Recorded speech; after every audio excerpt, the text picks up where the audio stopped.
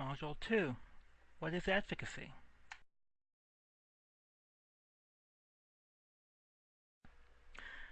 People involved in public health are many times need to take the role of that of an advocate. That is, they're very much interested in helping a particular group or group of individuals or group of communities in dealing with any particular health issue.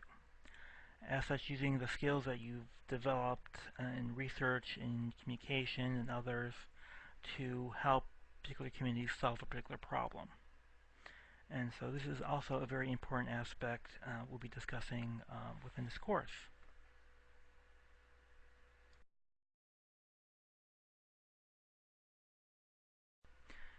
Being a public health advocate will require individuals to participate in a number of activities to help a particular community or group achieve a particular outcome. Some examples that we'll be talking about: building coalitions, fundraising, collecting data, creating messages, and evaluating the effectiveness of these activities are all examples of the kinds of activities that you could perhaps be involved with as being a public health advocate. There may be others, but these are what we'll be focusing on for right now.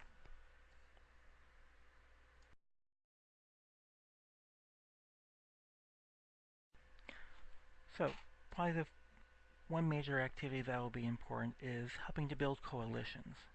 That is, trying to link individuals up with others.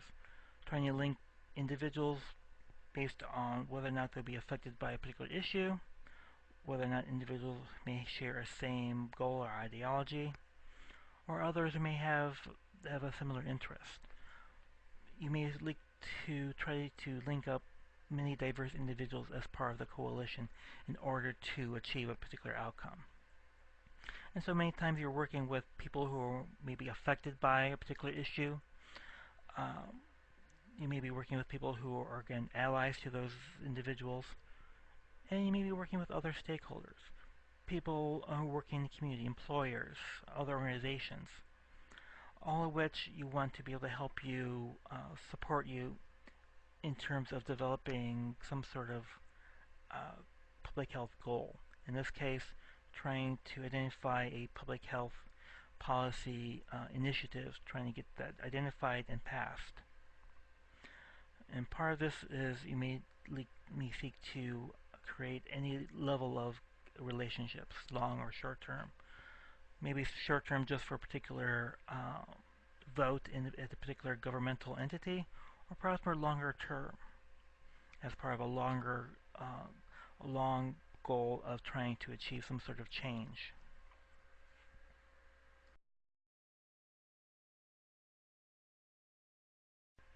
Trying to do any kind of change, trying to do any kind of activity is going to require resources and money. Fundraising becomes very important, and so you may be called upon to help trying to identify various resources for this process, whether it's from grants from governmental entities or from foundations, trying to get donations. Again, this is when we talked about nonprofit status. This is where this comes in. 501c3 allows for individuals to declare their net donations on their taxes and creates an incentive for people to donate. Some individuals may seek to help fundraise through a litigation. That is, they bring certain entities to court, try to show their wrongdoing, and as a result, sue for any particular amount of money for damages or for other such things. All in various ways, various strategies people have used to help fundraise for a particular public health goal. It may also even be focused beyond just money and maybe more what's referred to as in-kind donations. And so people may donate their time, their skills, and so forth. You, as a public health advocate, may be asked to donate your skills rather than being paid for it. So this is where individuals who may have a strong feeling toward a particular activity will be willing to donate their time and energy to a particular issue.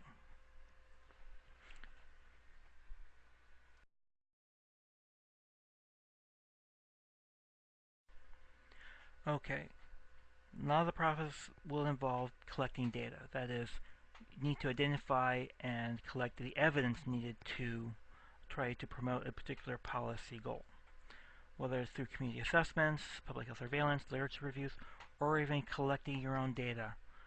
You may be called upon or be asked to do this. You might be paid, you may not be. We may have the resources to do very sophisticated kinds of data collection, or you may not.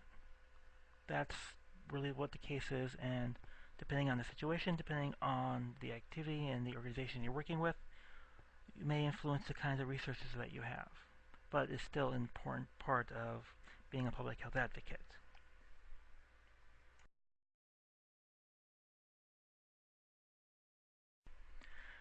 And much with policy analysts, an important skill for a public health advocate is being able to communicate information to a wide range of individuals.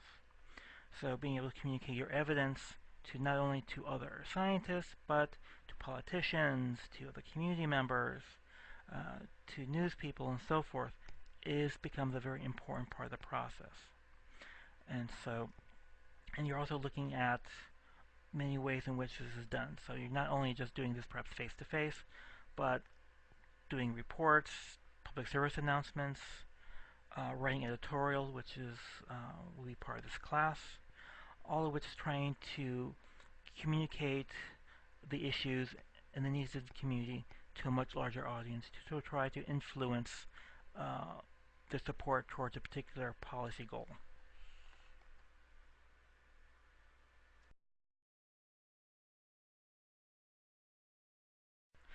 Another important activity for a public health advocate is to be able to evaluate how effective you are in regards to this larger issue of trying to develop and implement a particular policy. So how effective have you been in building coalitions, fundraising, data gathering, message creation? It's all pretty much part of the evaluation process. How effective have you been? A lot of it will then help you make changes, improve, and move on. And this is a lot of times an aspect that may not have been given a lot of attention. Maybe may feel that what they're doing is fine and just steer the course. But many times, like with the Titanic, you'll run into an iceberg. So evaluation really is a way to help individuals prevent basically from running into icebergs. Oh, and also important is your ability to self-evaluate. Basically, examine yourself as part of the process to see what skills or what activities you would feel the need to improve upon. Related to this is the issue of cultural competency, which will be talked about in another set of lectures.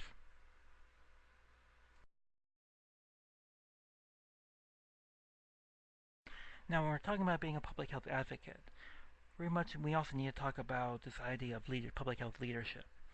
In many instances, you'll be called upon to take the lead in any kind of activity because of your particular set of knowledge in terms of working with communities, working with data, and so forth. You may be called upon to, again, to take the lead in a particular situation. So some keys, some activities that will be important characteristics for for being a good leader. You know, for example, it's important to know not only one's own ability and the ability of others. You know, what can you do, and what can others do?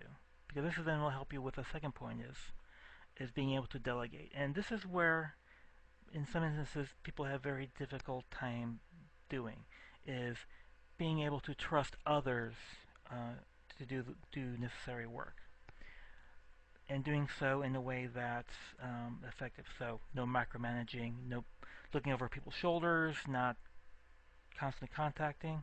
At the same time, we're not looking at anybody being loners. That is, we're not looking at the one individual seeking to create change within the community. So being able to work with others, work as part of a group as a larger goal, and being able to influence and lead that group toward any particular goal is very much a part of the public health leadership process. To a certain extent, there's something that can be taught, but for the most part, this is something that you yourself needs to develop on your own.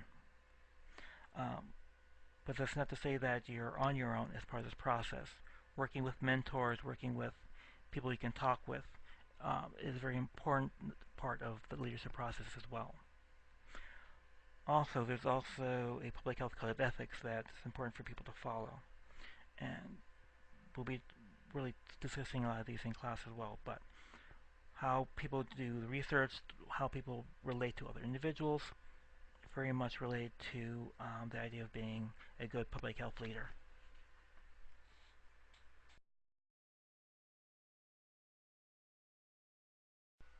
Another important aspect to think about when we're talking about efficacy or leadership with any kind of organization is the idea of sustainability. That is, how long can you continue working on this goal, on a particular goal? Do you have any limitations in regards to resources or to money? So that may place limitations. Um, is there changes in leadership? There are changes in workers that may also influence the ability of a particular organization to continue. So these are important parts of leadership because you need to think about not only what's happening now, but think about what's going to happen in the future. And this future orientation is a very important aspect of leadership.